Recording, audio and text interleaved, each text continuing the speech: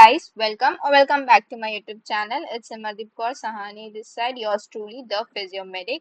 So yes, I'm back with yet another vlog, and in this vlog, I'll be telling you all the documents that are required during the physical joining process of college admissions. So as you all know कि cap round का जो choice filling है and seat matrix वो सब release हो चुका है. So cap 1 जो है वो शुरू हो चुका है officially for the BPTH, BOTH and other courses, that is group C के courses का शुरू हो चुका है. एंड मोस्टली अभी तक आई गेस बहुत सारे लोगों ने अपना चॉइस फिलिंग तो कर ही लिया होगा. और जैसे कि बहुत लोग बोल रहे थे कि चॉइस फिलिंग के लिए क्या प्रेफरेंस लिस्ट होना चाहिए, क्या ऑर्डर होना चाहिए, तो मैंने वो सब अपने व्हाट्सएप चैनल पे अपलोड किया है. सो आप एक बार उसके थ्रू गो कर लेना, मतलब कि कौन से कॉलेजेस है जो विच आई थिंक कि are well known and will be good for you. मुझे मोस्टली ज्यादातर ऑल ओवर महाराष्ट्र में अलग अलग जगह जगह के कॉलेजेस का इतना आइडिया नहीं है, बट जितना मैंने अपने एडमिशन के टाइम पे सर्च किया था और जितना मुझे आइडिया, मैंने वो सब कॉलेजेस मेंशन किए हैं. So I have mention like around 20 colleges which are like well known and मतलब उनको establish हुए टाइम हो गया है थोड़ा. so you can go there and मतलब आप चूज कर सकते हो वो कॉलेज. ऐसा नहीं कि वो बहुत ही खराब है या यू कांट गो. तो मतलब they are well reputed and well known. तो मैंने वो सब कॉलेजेस मेंशन किए हैं अपने व्हाट्सएप चैनल पे. तो अगर आपने व्हाट्सएप चैनल को मेरे ज्वाइन नहीं किया तो कर लो. You will find the link in my description box below, or else you'll find it on my Instagram page too. So yeah, so you can find there. And also अगर आपको preference list के related कुछ अगर doubt आ रहा है अभी भी, then you all can ask me on my Insta, the Physiomedic. So I'll be replying there. So yeah, so that was about the choice filling and everything.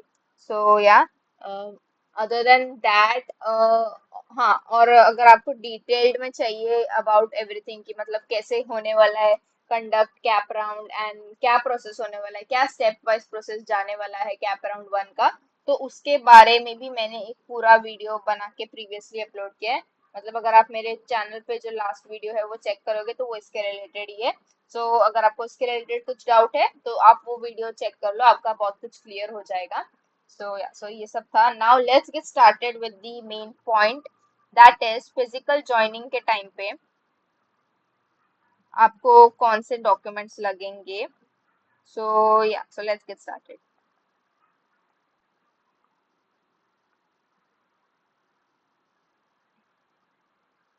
So firstly जो जब आप college में जाओगे, अगर आपको सपोज फर्स्ट राउंड में college allot हो गया है, then you all have to अभी तो जैसे फ्री एग्जिट का आई गेस इस साल ऑप्शन दे रहे हैं, बट आई वुड सजेस्ट कि अगर आपको फर्स्ट राउंड में कोई कॉलेज लग जाता है तो आप एक बार वहाँ पे जाके विजिट कर लो फॉर सेफर साइड. क्योंकि मोस्टली कभी कभी क्या होता है कि कोई कोई कॉलेजेस को पता ही नहीं होता है कि ऐसा कुछ न्यू रूल आया है सीईटी की तरफ से या नीट की तरफ से ऐसा कुछ रूल आया है फ्री एग्जिट का.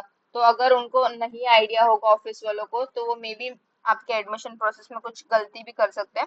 सो आई वुड सजेस्ट कि अगर आपको कोई कॉलेज अलॉट हो रहा है और अगर आप नियर बाय ही रहते हो तो आप एक बार जाके विजिट कर लो कॉलेज. और अगर आपको चाहिए तो आप एडमिशन करवा सकते हो. अगर आपको रिटेन करना है तो वो भी कर सकते हो. अगर आपको सेकंड राउंड के लिए जाना है तो रिटेंशन मत फिल करो. It's as simple as that. पर अगर आपका घर और आपका जो कॉलेज अलॉट हुआ है बहुत दूर है और आपको वैसे भी फ्री एग्जिट करना ही है तो आप नहीं जा सकते, तो एक बार प्लीज कॉलेज में एटलीस्ट कॉल करके पूछ लेना कि आपको आने की जरूरत है या नहीं है. तो वो एक बार बता देंगे. So that you all know you all are at safer side and at the end you all don't get into any trouble. So बस इसलिए मैंने बोला था कि इवन इफ फ्री एग्जिट है तो visit the college once. So that was it. So अगर आपको फर्स्ट में कॉलेज अलॉट हो गया है और आप वो कॉलेज में जा रहे हो, आप एडमिशन फिल कर रहे हो, बट आपको सेकेंड राउंड के लिए वेट करना है, फिर भी आपको सब डॉक्यूमेंट सबमिट तो करने ही पड़ेंगे. और अगर आप रिटेन कर रहे हो तो ऑब्वियसली आपको डॉक्यूमेंट सबमिट करने ही है.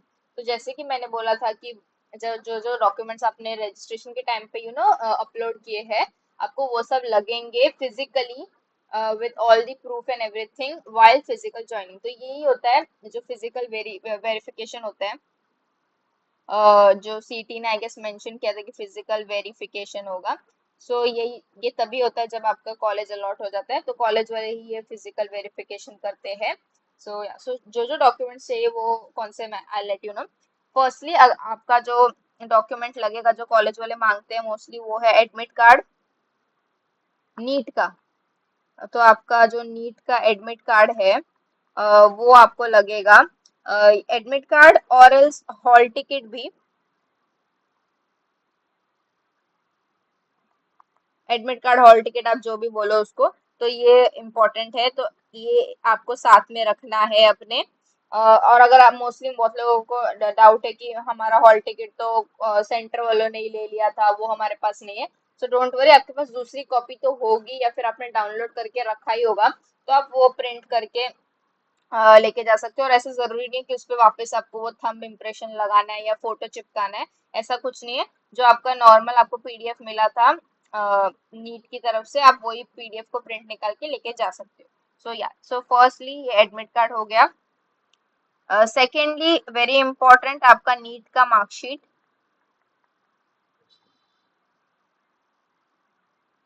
सो ऑब्वियसली जब नीट का रिजल्ट आ गया, आपको नीट का मार्कशीट भी मिला होगा साथ में, जिसमें आपका सब score rank and everything mentioned होगा, तो आपको वो लेके जाना है साथ में, नीट का मार्कशीट। सो दूसरा ये इम्पोर्टेंट डॉक्यूमेंट है।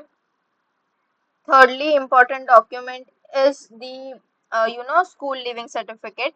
स्कूल लिविंग या फिर आपका 12th का leaving certificate, basically leaving certificate.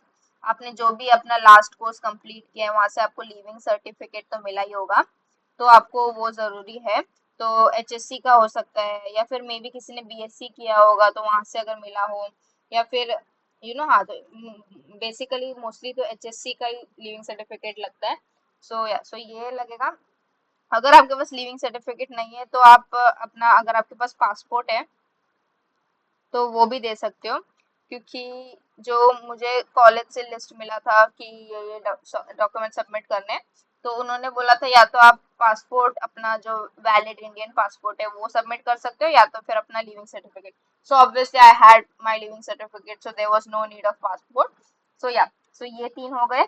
Next coming up to fourth document, जो वेरी वेरी वेरी इंपॉर्टेंट है, मतलब उसके बिना अगर वो आपके पास नहीं हुआ physically, then may be college वाले can cancel your admission process too, मतलब आपका फर्दर काउंसलिंग में पार्ट लेना बहुत मुश्किल हो जाएगा।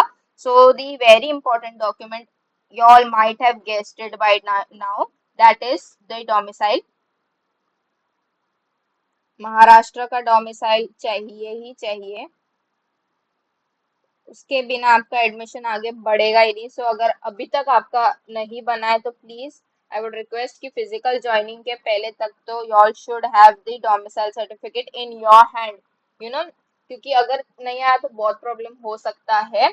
सो इट्स बेटर कि आपके हाथ में वो आ जाए and you are at safer side. So ये डोमिसाइल सर्टिफिकेट अगर अभी तक फिर भी आपको नहीं मिल रहा है फिजिकल वेरिफिकेशन तक, तो एटलीस्ट कीप सम प्रूफ कि आपने बनाने दिया हुआ है, बन रहा है, ऐसा कुछ प्रूफ तो अपने साथ रखो ही, ताकि अगर कॉलेज वाले पूछे तो आप वो एटलीस्ट वो बता सकते हो कि यस हम लोग ने बनाने दिया है, पर वो अभी तक बना नहीं है, तो मिल जाएगा थोड़े टाइम में।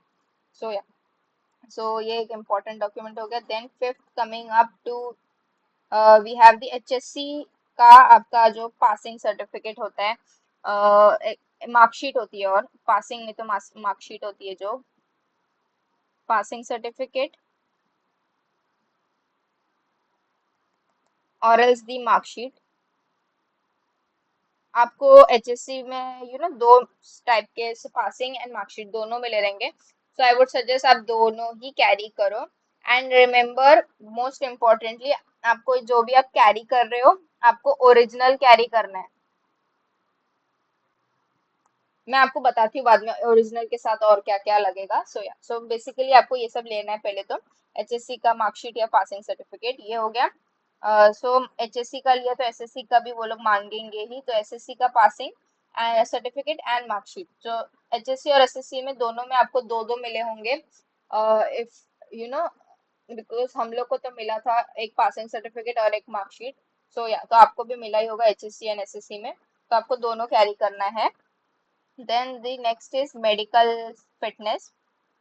मैंने मेडिकल फिटनेस के बारे में आप लोगों को बहुत कुछ इन्फॉर्मेशन दिया है अपने यूट्यूब चैनल और व्हाट्सएप चैनल पे, बट स्टिल अगर आपको कंफ्यूजन है कि मेडिकल फिटनेस सर्टिफिकेट कैसे होता है, क्या होता है, I clear it to y'all. So या, so wait, I clear it in the further video. So या, सो बेसिकली और ये मेडिकल फिटनेस अगर आपको डाउट है कि कैसा होना चाहिए, जो नीट का ब्राउचर दिया हुआ ना आपको मिलेगा सीटी की साइड पे, उसमें annexure x, annexure H sorry x नहीं एच, सो एनेक्शर एच में जो फॉर्मेट दिया है मेडिकल फिटनेस का, वो है जो आपको लगेगा एडमिशन के टाइम पे। सो आप नीट ब्राउजर में जाके एक बार चेक कर लो, वहां पे आपको एनेक्शर एच करके मेडिकल फिटनेस का फॉर्मेट मिलेगा, तो वैसा ही होता है। But I still show you all demo कि कैसे होता है। So wait, then we have the eight में जो इम्पोर्टेंट है ईडब्ल्यूएस, सॉरी ईडब्ल्यूएस, और अगर आप ओबीसी हो, एससी हो, एसटी हो, या एनटी कैटेगरी होता है, या और भी बहुत सारे कैटेगरीज होते हैं। सो अगर आप इसमें से आपने कोई भी रजिस्टर के टाइम पे ये सब मेंशन किया है, कोई भी कैटेगरी आपने इसमें से मेंशन की है, तो एक तो आपको इसका सर्टिफिकेट लगेगा। ये सर्टिफिकेट तो आपको लगेगा ही लगेगा, अलोंग विद दैट आपको इसका वैलिडिटी सर्टिफिकेट भी लगेगा। ये मैंने अपने प्रीवियस वीडियोस में भी बोला है कि अगर आपके पास ये भी कोई भी कैटेगरी है, तो ये सब कैटेगरी के साथ आपको वैलिडिटी सर्टिफिकेट भी लगेगा। सो या, सो इम्पोर्टेंट है वैलिडिटी सर्टिफिकेट बहुत ही ज्यादा।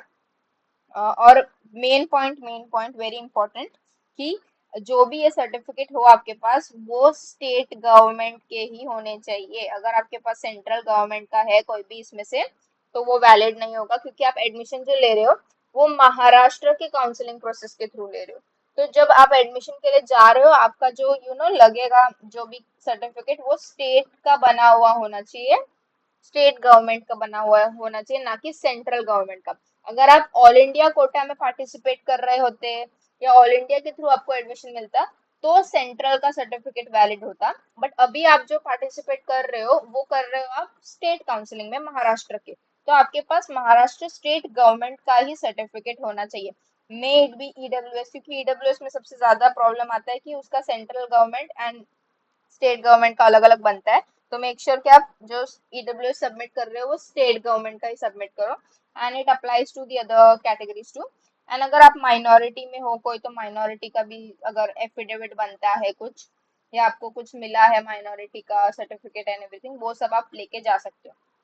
सो या, सो ये जो डॉक्यूमेंट्स हो गए, ये सब है अगर आप एज अ फ्रेशर, मतलब आपने गैप नहीं लिया है, या आपका फर्स्ट अटेम्प्ट है और आप डायरेक्ट जा रहे हो, तो आपको ये सब डॉक्यूमेंट्स बेसिकली लगेंगे। बट अगर आपने गैप लिया है, मतलब जितने भी साल का गैप है, तो आपको ऑब्वियसली गैप सर्टिफिकेट लगेगा, तो वो एफिडेविट ही होता है जो होता है।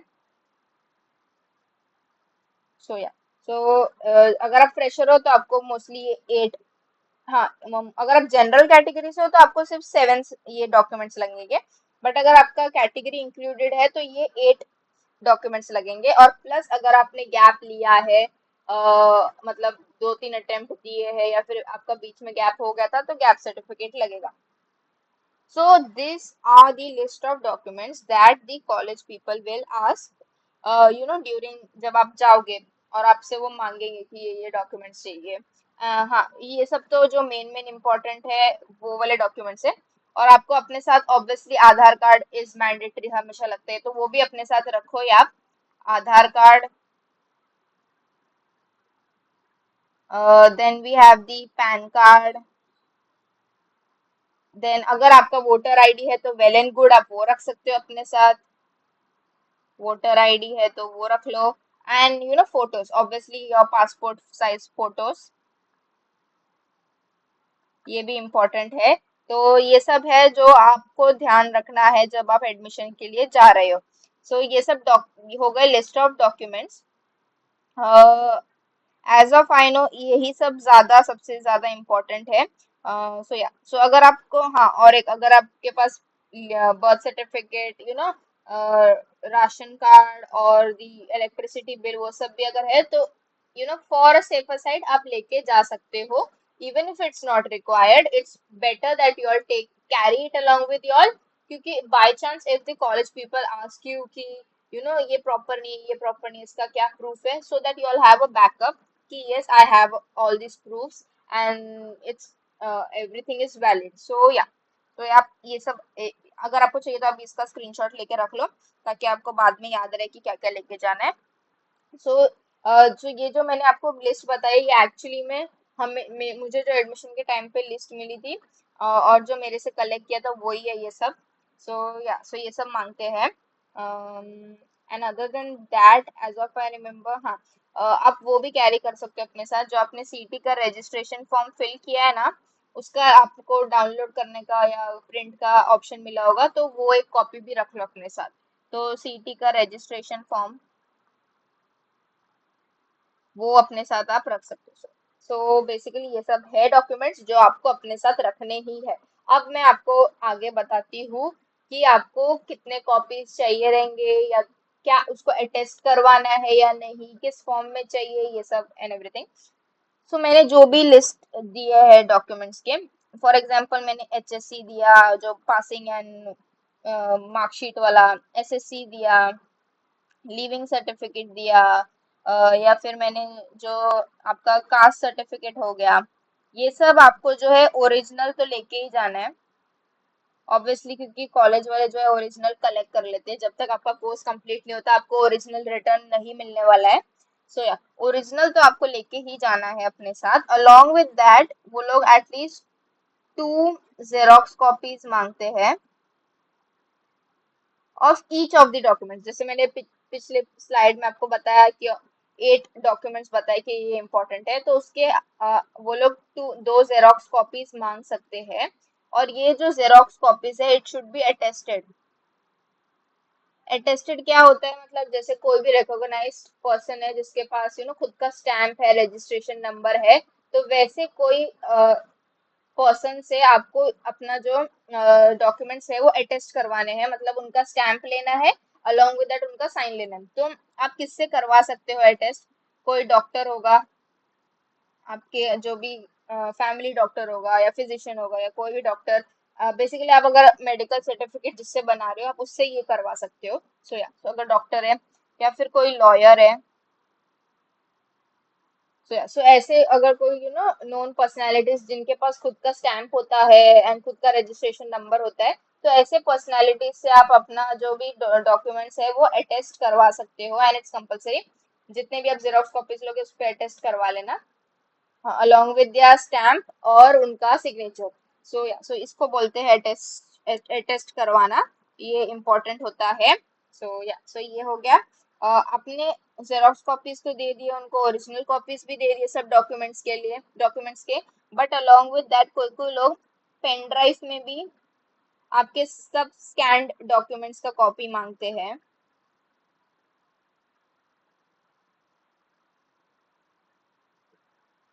सो या, तो इट्स बेटर कि आप, आपके पास अगर पेन ड्राइव नहीं है तो छोटा एमबी वाला ही या फिर छोटा जीबी वाला ही कोई पेन ड्राइव ले लो, और उसमें अपने सब स्कैन डॉक्यूमेंट्स अपलोड कर दो, और आपको वो पेन ड्राइव कॉलेज में फिर सबमिट करना पड़ता है। मोस्टली सब कॉलेजेस तो don't ask for it, but कोई कोई कॉलेजेस होते हैं जो they ask for pen drive too with scanned copies of all your documents. So या, सो ये सब वो लेते हैं। सो मैंने बता दिया कि ओरिजिनल कॉपीज चाहिए आपको सब डॉक्यूमेंट्स के, along with that xerox copies चाहिए।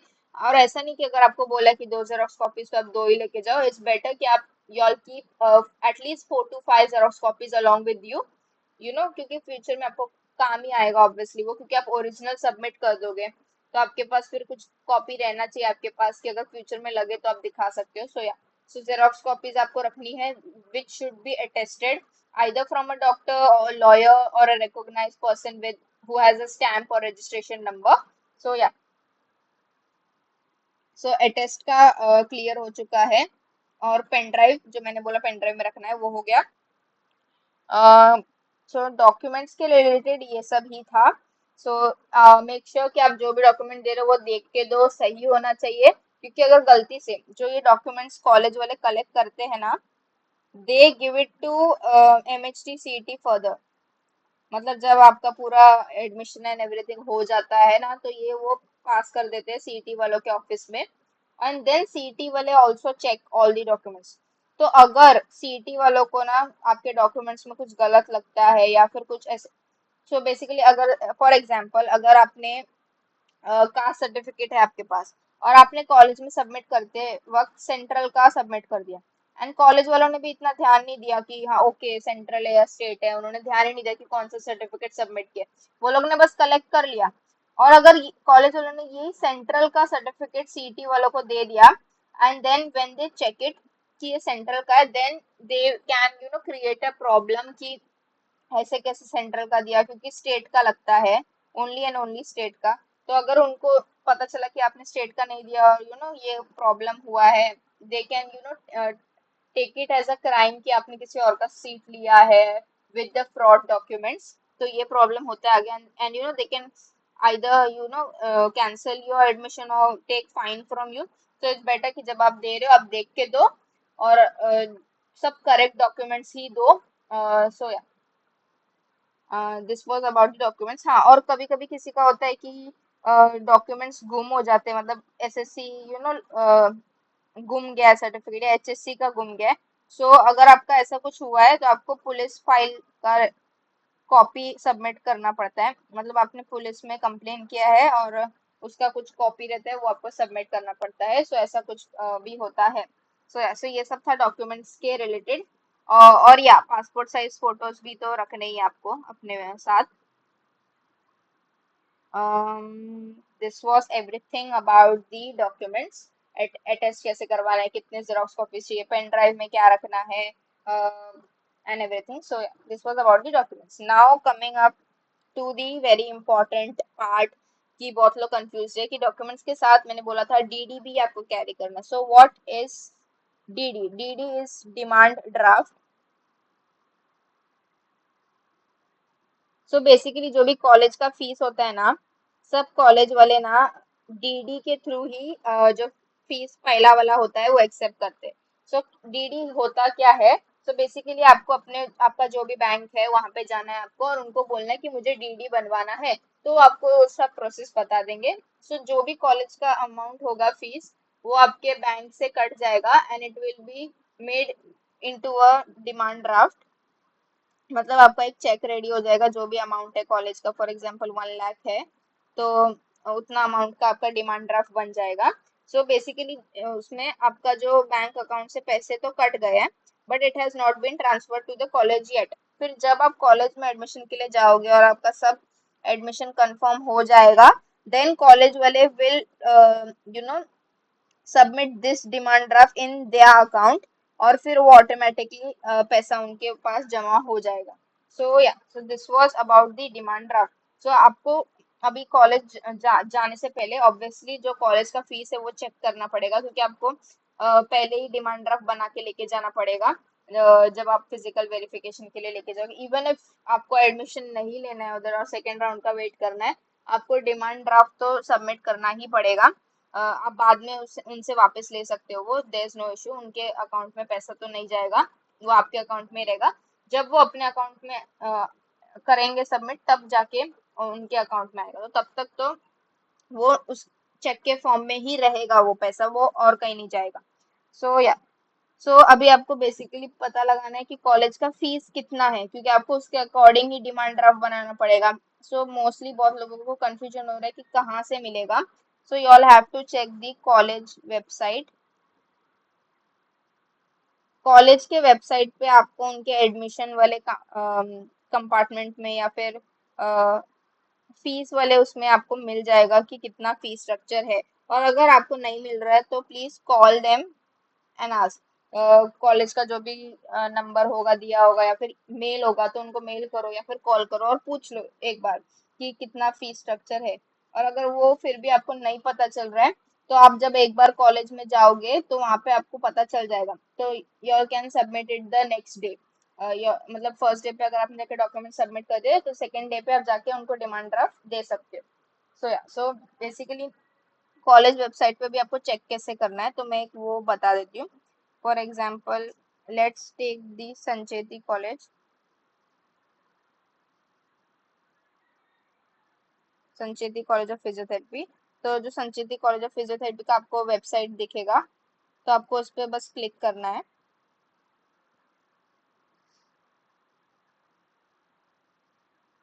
सो यहाँ जैसे कॉलेज का वेबसाइट जो खुल गया है, आपको दिखेगा एडमिशंस। तो एडमिशंस में आपको दिखेगा fee structure for bachelors of physiotherapy. So यहाँ पे आपको फी स्ट्रक्चर दिख जाएगा। So there total annual fees is 1,47,000। तो अगर आप ओपन कैटेगरी से हो तो आपको 1,47,000 का डीडी बनवाना है। देन अगर आप एसटी से हो तो आपको ये बनवाना है, ओबीसी से हो तो 83,000 है।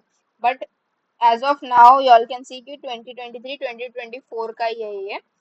तो आई वुड सजेस्ट कि आप कॉलेज वालों को एक बार कॉल करके पूछ लो कि what is the fee structure, has it change और it is the same as last year. So या सो ये वो बता देंगे। So this was about the demand draft. I would suggest कि डिमांड ड्राफ्ट के रिलेटेड अगर आपको कोई प्रॉब्लम आ रहा है तो directly call the college and ask them, and it will be better for you all. So this was about the demand draft and everything. So I hope that you all are clear about the documents,